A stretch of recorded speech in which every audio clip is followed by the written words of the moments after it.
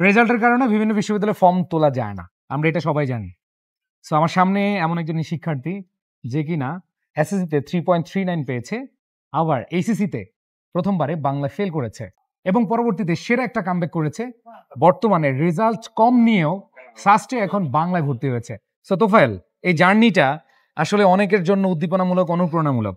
তুমি এটা কিভাবে আসলে এই কঠিন পথ পাড়ি দিয়েছো? প্রথমত আমার ইচ্ছা ছিল যে একটা পাবলিক বিশ্ববিদ্যালয়ে পড়াশোনা করার। আর আমি চেষ্টা করছি। উম আর প্রতিদান হিসেবে ফার্স্টে ৮৭তম অর্জন করছি।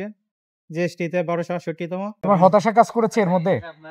হতাশা তো কাজ করবেই, এটা স্বাভাবিক। কারণ হতাশার মানুষ থাকবেই। একে তো ফেল করার সবকিছুর মধ্যে দিয়ে মানে এমন গেছে। কোনো ঘটনা আছে যে ঘটনাটা আসলে তোমাকে বেশি অনুপ্রেরণা দিয়েছে? ঘটনা বলতে মানে আমার মা-বাবার ইচ্ছা, সবারই ইচ্ছা ছিল যে একটা পাবলিক বিশ্ববিদ্যালয়ে যায়। আমার বড় ভাই ঢাকা বিশ্ববিদ্যালয়ে গণিত বিভাগে পড়াশোনা করছে। হুম, হুম। আমার ইচ্ছা ছিল, সবারই ইচ্ছা ছিল ভাই বিশ্ববিদ্যালয়ে বিশ্ববিদ্যালয়। পড়াশোনা করার। এই যে তুমি প্রথমবার বাংলা ফেল করলে, এরপর আবার জার্নি শুরু করলে। জি, আবার যখন ফর্ম তুলতে গেলে দেখলে যে তুমি জিএসটি এবং সাস্ট এই ২ টা ছাড়া কোথাও ফর্ম তুলতে পারলা না। জি। অনেকে এটা যখন দেখে তখন সে হয় ন্যাশনাল ইউনিভার্সিটি অথবা সে পড়াশোনায় ছেড়ে দেয়। সো তুমি এটা কিভাবে আসলে কামব্যাক করলা? আমি মূলত ইন্টার থেকেই ঢাকা বিশ্ববিদ্যালয়ের মানে পরীক্ষা দেওয়ানোর জন্য প্রিপারেশন নিয়েছিলাম ইন্টার থেকেই। তারপর এই বাংলায় ফেল আসে, অনেক কিছুই ঘটে যায়।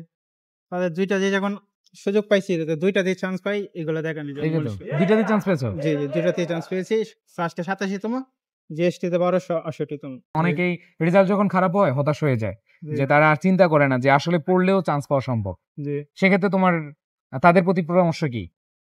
পরামর্শ হচ্ছে ওদেরকে পড়তে হবে। কোচিং এ তো যাবে, ঠিক আছে, কিন্তু নিজেকেই পড়তে হবে। নিজেকে সবকিছু পড়তে হবে। এটা সবকিছু আমরা সবসময় বলি যে নিজেকেই পড়তে হবে। কোনো টিচার বা কোনো কোচিং কিছুই করে দিতে কিছু পারবে না।